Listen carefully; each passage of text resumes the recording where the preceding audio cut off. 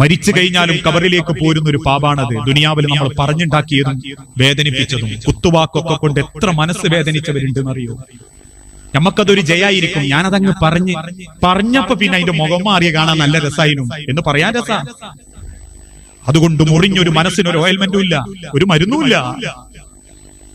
ആ വേദനയും വെപ്രാളവും മരിക്കുന്നവരെ തൊണ്ടക്കുഴിന്ന് തികട്ടുന്നുണ്ടെങ്കിലേ നാളെ കബറിലേക്ക് ചെന്നാലും പടച്ചോന കുറ്റം നമുക്ക് പിന്നാലാക്കി തരുന്ന.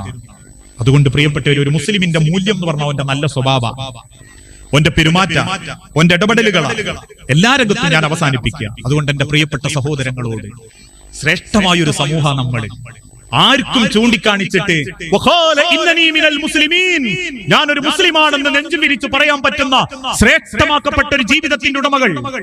പക്ഷെ നമുക്ക് ആ ഇസ്സത്ത് നഷ്ടപ്പെടുന്നുണ്ടെങ്കിൽ, ആ മൂല്യങ്ങൾ നമ്മളിൽ നിന്ന് നഷ്ടപ്പെടുന്നുണ്ടെങ്കിൽ നമ്മളെ ഈ പോക്ക് അപകടത്തിലേക്കാ. അല്ലാഹു